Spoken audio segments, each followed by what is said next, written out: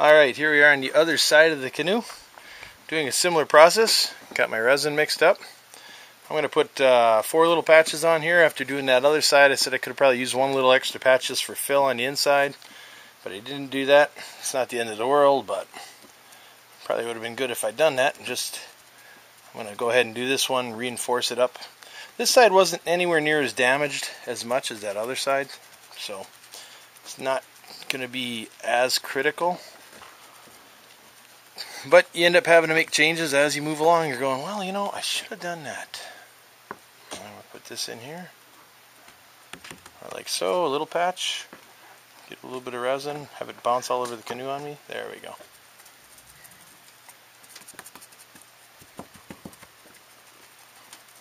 Then we take the next patch up. The thing is with Kevlar, you get little ravelly fibers everywhere. Center that on top.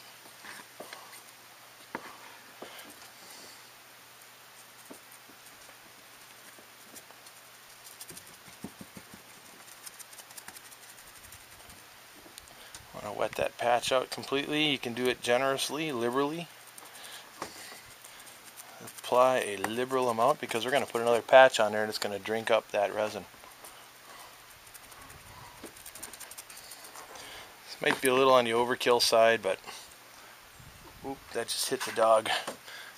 There's going to be a dog with Kevlar stuck on her.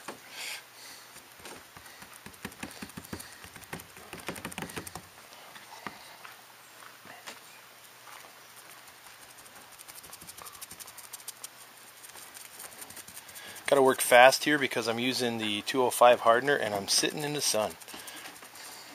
Typical Minnesota day, we go from potential rain to sun.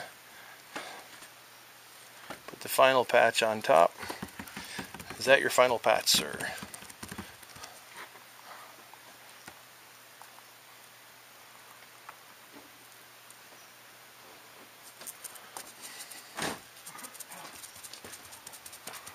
And when you overlap patches, bigger over smaller like that, you allow the edges of the patch to lay down so you don't have a big bump. We're going to have a bump on here because of the nature of this, but the focus here is to get it to stop oil canning and kind of hold it up together, and that's what it should do.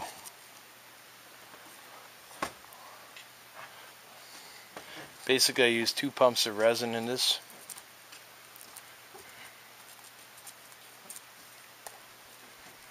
We'll squeeze out some resin out of my sponge.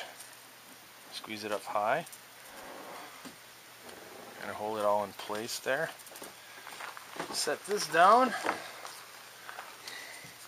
Off come the gloves. Go through a lot of gloves with this job. We take the plastic, set it back, and go like that. And it helps to have a fast knife so you can cut the plastic on the patch. It makes it easier. And of course there's the wind. Let's cut that patch off. We'll pick up all the junk around the yard later. All the little pieces of Kevlar and plastic and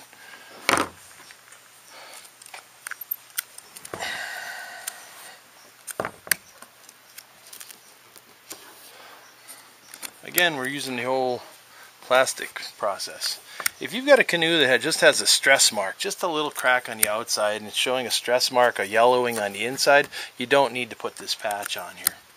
You'd only do this in a more extreme case where there's a lot of damage and a lot of crinkling. Right now I'm kind of doing both sides just so that we have it equalized, so we don't end up with just one side being reinforced and the other one not. And it's really hard to stick on here because the canoe is very dry. Dry and a bit dusty.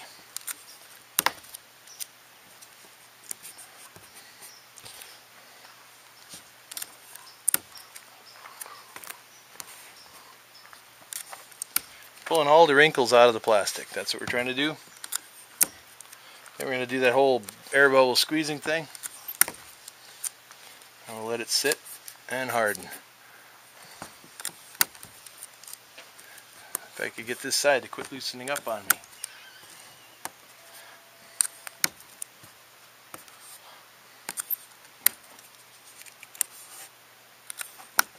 I taped the heck out of it, like so. At that point now, one more down at the bottom, and I'm going to go and squeeze out the air bubbles, just like we always do. Same exact process as the other side, there's no difference. Squeeze them out, check for little bubbles, and you're good. And you can distribute the resin around a little farther. I've got like I said, a liberal amount of resin on here. And it doesn't hurt to spread it around a little bit, because we're going to refinish this canoe anyway. And once we're done, you'll see the patches, but the whole canoe is going to look this color, like you see right there. I'll go to a butterscotch. And I'll continue on with this. We'll be back with the next step.